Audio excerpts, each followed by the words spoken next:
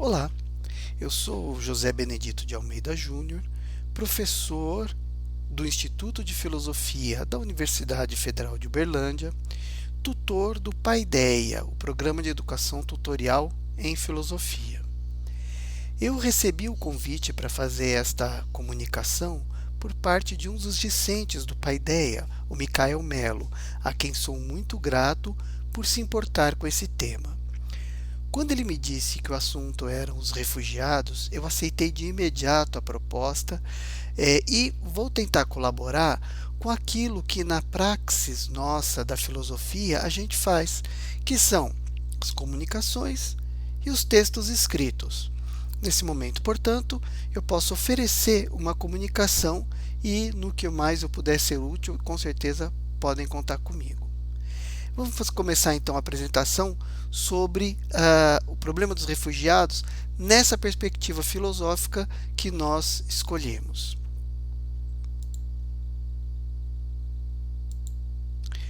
Refugiados, o sentido ontológico da alteridade.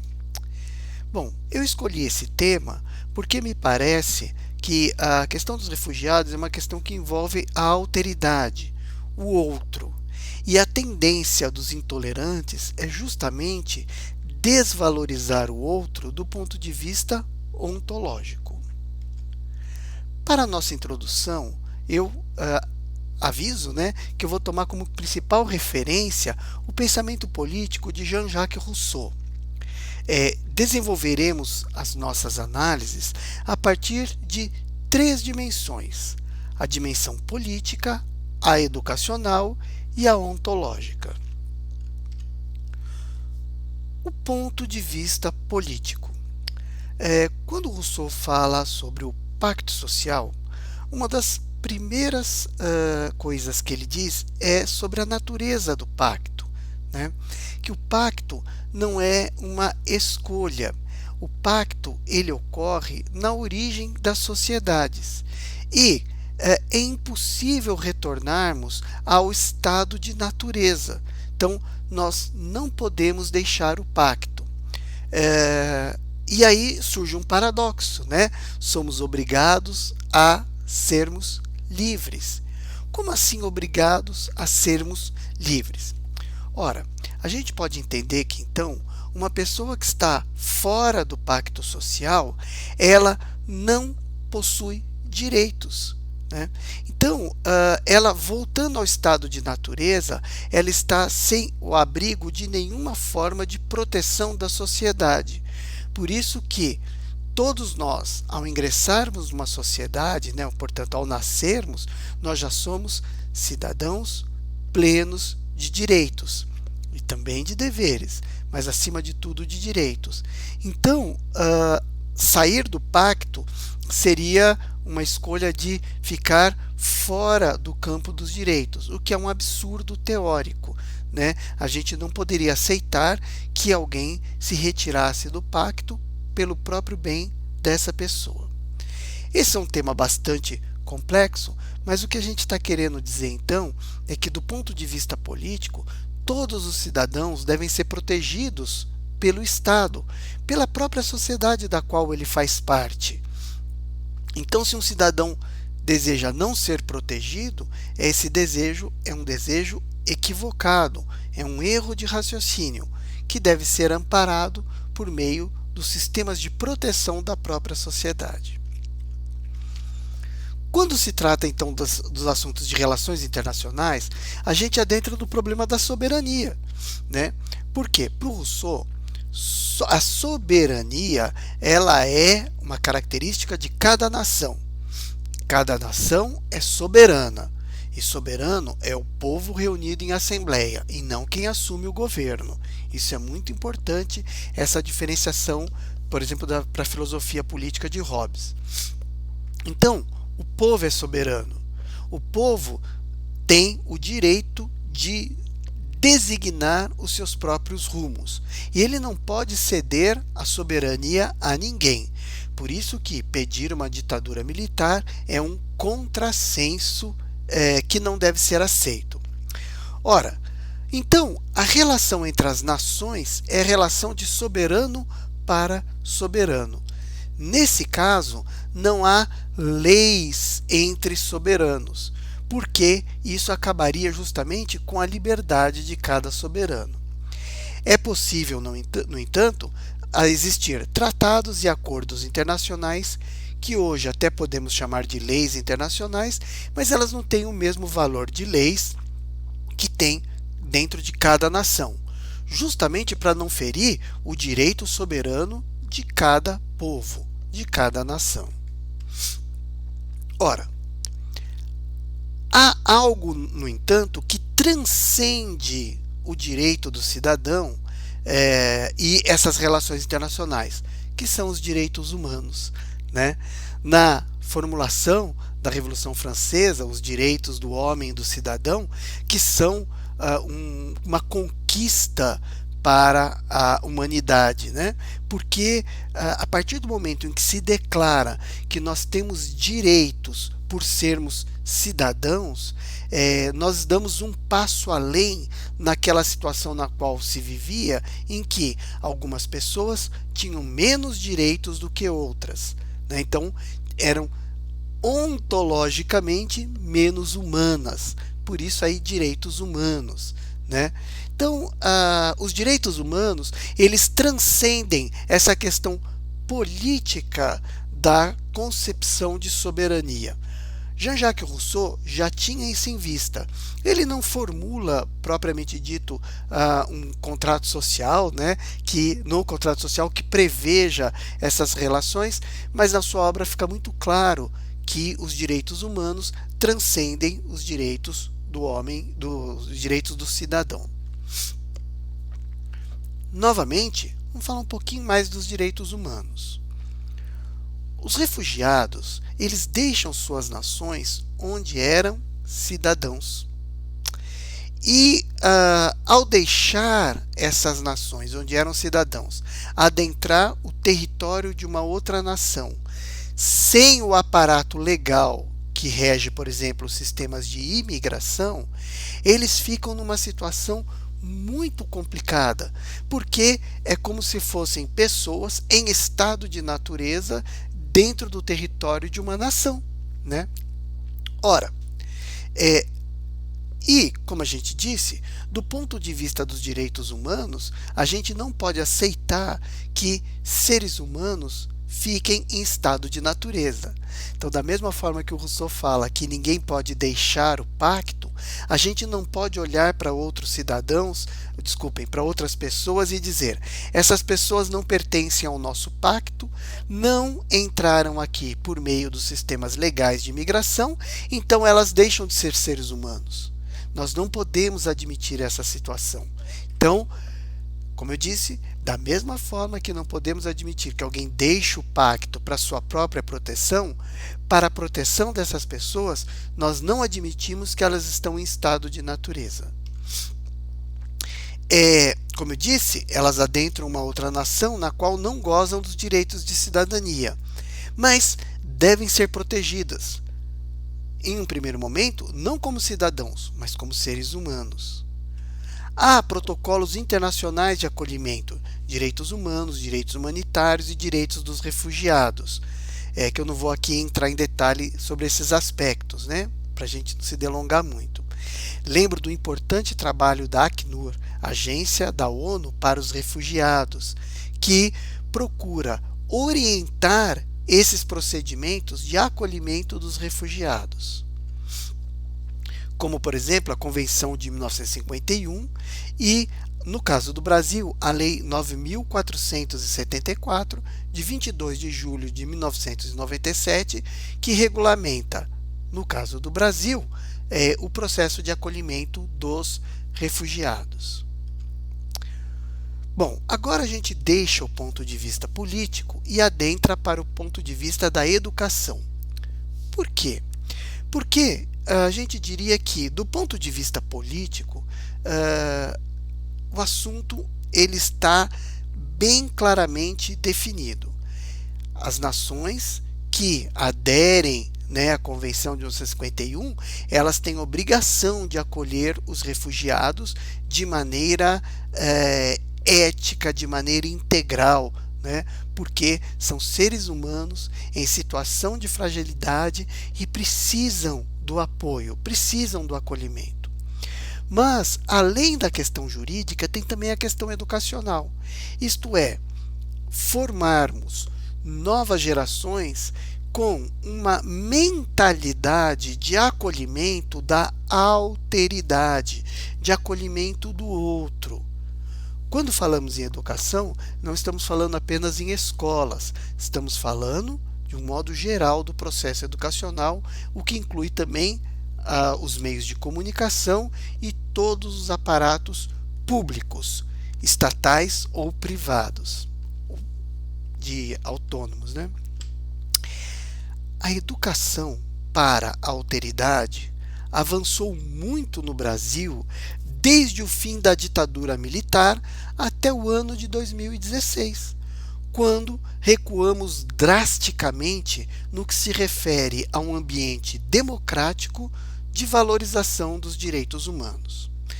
O fato é que nós vimos de 2016 para cá surgir uma onda vamos dizer assim, de um pensamento de intolerância, né? E tivemos inclusive episódios no Brasil de intolerância contra os refugiados. Esses episódios, eles eram apenas o sinal de uma educação que precisava tomar rumos cada vez mais fortes para formar gerações para a alteridade, né? Então, nós avançamos muito, mas ficou claro que a gente precisava avançar ainda mais. A educação, ela é um meio de formar uma sociedade aberta à alteridade.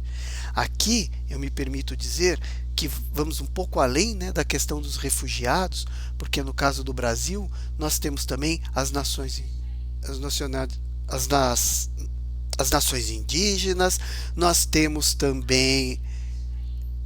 temos as nações indígenas e temos também as sociedades quilombolas, né? Ora, esses grupos, eles também estão dentro desse campo da alteridade. Mas, voltando à questão dos refugiados. Como eu disse, a educação do Brasil avançou muito desde o fim daquele nefasto período da ditadura militar. No entanto, precisava avançar mais. Precisávamos de mais sistemas dentro da educação para formarmos uma sociedade que estivesse aberta ao outro. E nesse processo eu destaco 3 tópicos de valorização. O cultural, significa o quê? Significa valorizar imensamente todas as culturas. Não existe cultura inferior, cultura superior, cultura erudita, cultura popular. São culturas, são povos se manifestando, sendo no mundo. Então, a cultura, ela deve ser valorizada na sua diversidade. É tão bonita a diversidade. Valorização, tópico de valorização imagético, porque, via de regra, os refugiados são associados a pessoas somente em sofrimento, somente em situação de pobreza, de fragilidade. É claro que eles estão nessa situação e devem ser amparados. Mas a gente também precisa valorizar imageticamente a presença dos refugiados como positiva, né? Como presenças que contribuem para o enriquecimento da nossa sociedade. E também, nesse sentido, a valorização linguística. É tão bonita a diversidade linguística, diversidade de línguas, até mesmo de sotaques, né? E isso tem que ser valorizado nessa forma de educação para a alteridade. Então, nós precisamos retomar aquele caminho e fortalecê-lo ainda mais, para que não venhamos a ter essas ondas de intolerância que infelizmente hoje no Brasil são muito fortes. Ora, o ponto de vista da ontologia da alteridade. Então chegamos no nosso terceiro tópico, né?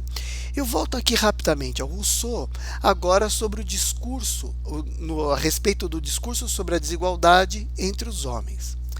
Lá, o Rousseau formula a ideia de que os seres humanos eles têm duas paixões naturais, a comiseração e o amor de si.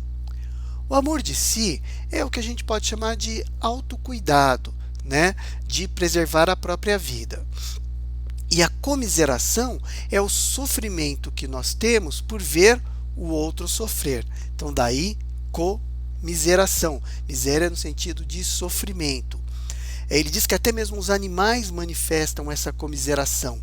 Então, nós, seres humanos, ainda teríamos que manifestar ainda mais, né? Agora, quando o amor de si degenera em amor próprio, o ser humano se desumaniza. É o amor próprio, é o egoísmo que faz com que nós acabemos por perder a empatia, por perder o sentimento de comiseração com aqueles que sofrem, com aqueles que necessitam da nossa ajuda, mas não apenas a nossa ajuda como caridade, a nossa ajuda institucional, oficial, como programa social. Essa é uma característica que eu gostaria de destacar brevemente aqui, né? Podemos dizer que essa mentalidade liberal, essa mentalidade conservadora, ela admite a caridade, mas não admite programas oficiais de acolhimento dos necessitados. Isso é muito importante ser observado e estudado com afinco. Por fim, a questão da alteridade, né? Eu coloquei aqui no finalzinho do PowerPoint, mas vou trazer logo para a parte de cima. Martin Buber, Gabriel Marcel e outros filósofos foram marcados, né, como filósofos da alteridade, do personalismo. E eles destacaram a importância da presença do outro diante de nós. Então, eles nos lembram tanto o tempo todo que a nossa identidade é forjada na relação com o outro. Então, na medida em que eu destruo o outro, eu estou também destruindo a minha própria identidade. Esse ser humano que, por causa da degeneração do amor de si, desenvolve um amor próprio doentio, egoísta, ele se desumaniza, ele desvaloriza ontologicamente o outro, né? Especialmente o outro que está em uma situação de vulnerabilidade. O que eu quis dizer com ontologia da alteridade? Eu quis dizer que o intolerante desqualifica ontologicamente o outro. Num primeiro momento, ele alega questões econômicas, como nós vimos nos tristes episódios de gente dizendo que os refugiados roubavam o emprego no Brasil, e a gente ouve isso em outras nações também. Também alega questões culturais, vai trazer uma nova cultura, vai modificar a nossa. Ora, todas as culturas no mundo são formadas pelo sincretismo, são formadas por processos de desenvolvimento que incluem o contato com outras culturas. Então, dessa maneira, a intolerância, ao desqualificar ontologicamente o outro, quer reduzir os direitos dessa pessoa como ser no mundo, né? O que significa isso? Significa olhar para o outro, esse intolerante olha para o outro como um ser humano menor, como um ser humano que não está pleno da própria humanidade. Dessa maneira, o intolerante pode transformar o outro em mero objeto da sua vontade de poder.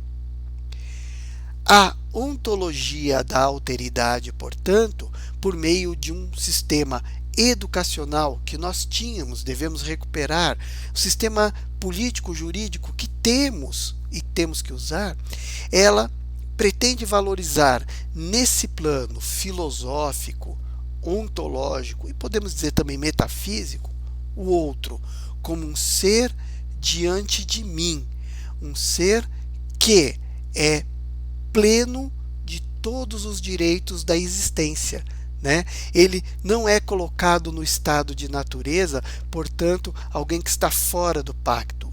Pode até não ser cidadão da pátria X ou da pátria Y, mas é um ser humano. E é um ser humano que não está apenas em estado de sofrimento. Ele continua sendo um ser humano pleno, com seu corpo, com sua mente, com suas vontades, com sua cultura. E tudo isso tem que ser valorizado.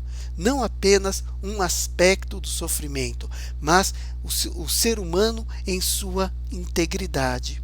Então eu acredito que uma perspectiva da ontologia da alteridade, para a gente enxergar o outro do refugiado como um ser humano pleno de existência, poderia ajudar a transformarmos a triste realidade que estamos vivendo há alguns anos.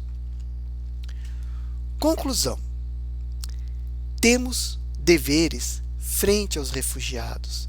Devem ser acolhidos, respeitados como seres humanos em sua integridade ontológica. Então eu quero reforçar aqui essa integridade ontológica: integridade física, integridade cultural, integridade psíquica, que inclui o direito de ter sentimentos, vontades, desejos, né? E não apenas transformar-se num objeto ou da vontade de poder imediata das pessoas violentas, ou como um objeto passivo, como é o caso apenas da caridade, né? Mas como objetos ativos, como pessoas ativas, como seres humanos ontologicamente plenos. Quero agradecer novamente, né, por vocês se importarem com os refugiados e movimentarem a comunidade acadêmica para que ela participe desse processo de acolhimento. Com isso, eu me despeço, agradeço profundamente toda essa iniciativa e espero ter podido contribuir minimamente, né, para que nós tenhamos uma sociedade da qual nossos filhos, nossos netos se orgulhem no futuro. Muito obrigado.